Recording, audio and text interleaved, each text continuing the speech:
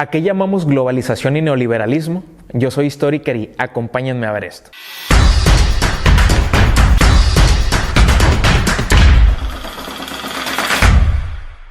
Una vez que nace la realidad del nuevo orden económico internacional, empiezan a producirse varios cambios. En la antigüedad, durante la Guerra Fría, durante toda la década de los 40, los 50, los 60, los 70 y los 80, la rivalidad era geográficamente, de acuerdo, por defender la posición de Rusia o la posición de Estados Unidos.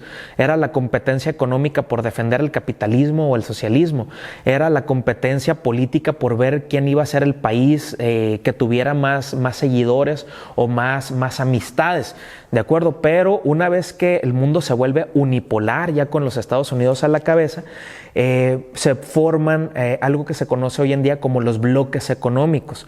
Bloques económicos hay diferentes. Por ejemplo, voy a hacer mención de dos casos. Durante la década de finales de los 40 y los 50, los europeos, 6 países, empiezan a hablar de algo que se denominó en aquel momento la Comunidad Económica Europea, es decir, un bloque de integración o de apoyo entre países de Europa, pues para favorecer su crecimiento y su desarrollo. Esto empieza a transformarse y a traducirse en más países europeos que querían ser parte de este club o de esta membresía. Y entonces nace en los 90s la Unión Europea. La Unión Europea son diferentes nacionalidades, son diferentes países, diferentes credos religiosos, todos se respetan, pero tienen en común un objetivo, que es ser la economía más fuerte del mundo. Por eso están integrados todos bajo la zona euro, es decir, sea en España, sea en Francia, sea en Italia, la moneda de uso corriente es el euro. Es decir, eso permite tener mayor estabilidad y que estos países que están en ese bloque económico tengan la posibilidad de tener mayor posibilidad de éxito al momento de hacer cualquier transacción comercial. Ese es un ejemplo de bloque económico. Otro ejemplo de bloque económico es el TEMEC, lo que actualmente es el TEMEC. Recordemos que en la antigüedad, bueno, ni tan antiguo, ¿no? En el 94 era el Tratado de Libre Comercio, el TLCAN de México, Estados Unidos y Canadá, que permitió que Estados Unidos, México y Canadá se integraran bajo una gran región, que era la región de Norteamérica. Y entonces estos países pudieran comerciar entre ellos y poder fortalecer sus economías.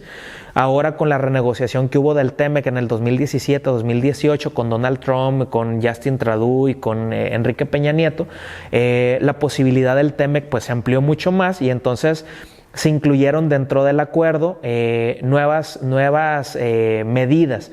Por ejemplo, los derechos laborales, los derechos humanos, los derechos civiles, la apertura democrática, la alternancia política, el hecho, por ejemplo, de favorecer la investigación y la ciencia, y son compromisos que adquieren estos países miembros. Hay otro tipo de bloques económicos, por ejemplo, la Cuenca del Pacífico, etcétera, etcétera, y entonces básicamente los bloques económicos permiten que los países se integren para ser mucho más competitivos. Piensen, por ejemplo, que si México por sí solo quisiera venderle a otro país sus productos, tal vez se nos haría un poco difícil. ¿Por qué? Por las barreras que hay en el comercio, por los transportes, por los consumos, pero ya integrados en un bloque, recuerden que en bola somos más valientes y somos mucho más fuertes. Entonces, los bloques económicos pues nos permiten esto. Los bloques económicos y el nuevo orden económico internacional trajeron también como consecuencia dos fenómenos. El primero de ellos es la globalización. Globalización es un término que, si bien es cierto ha existido durante mucho tiempo, se ha popularizado a partir de la unipolaridad. Globalización es un fenómeno que significa, en mis palabras, una integración global, como la palabra lo dice. Global, ¿a qué nos referimos? A todo el mundo, a todo el globo terráqueo. Incluso los españoles no le llaman globalización, le llaman mundialización, pero hacen referencia al mismo fenómeno, es decir, que todos estemos caminando bajo la misma óptica, bajo la misma dirección, bajo la misma mecánica, bajo los mismos parámetros económicos y que podamos ser mucho más fuertes. La globalización también incluye no solo aspectos económicos, sino también culturales.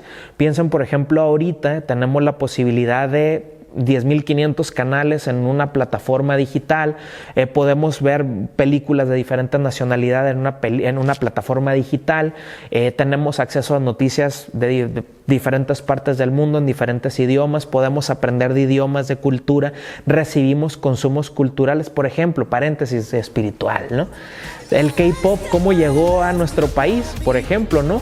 Pues llegó gracias a este fenómeno de la globalización, donde, por ejemplo, Corea está exportando pues lo que los coreanos son, ¿de acuerdo? O en algún momento también diferentes países han exportado lo que son. Entonces, por eso hemos tenido diferentes consumos culturales. A eso nos referimos en términos generales con globalización.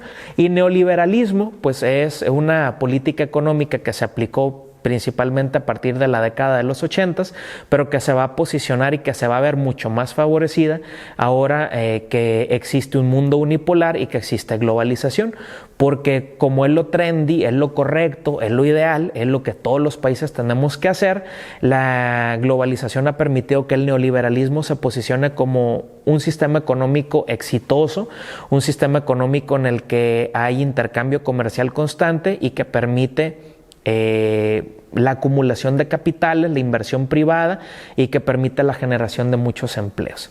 Casi para finalizar, globalización y neoliberalismo son las constantes que hoy en día nosotros estamos viviendo. Cada vez que nosotros prendemos la televisión y vemos las noticias, o que en el Facebook, o que en Twitter, o que en alguna plataforma digital nosotros veamos alguna noticia relacionada a un acuerdo comercial, a una compraventa, una exportación, una importación, a que llegue una empresa extranjera a establecerse en nuestra ciudad, en nuestro país, a que se generan empleos, pues estamos hablando de neoliberalismo y estamos hablando de globalización, que ha sido pues muy favorecida por todo esto que les digo, que se dio como un proceso natural a partir del mundo unipolar, implementado a partir del derrumbe de la URSS en la década de los 90. Entonces la pregunta sería, ¿la globalización y el neoliberalismo son fenómenos que nos han traído mayores beneficios o mayores perjuicios? ¿Ustedes qué opinan? Hasta la próxima.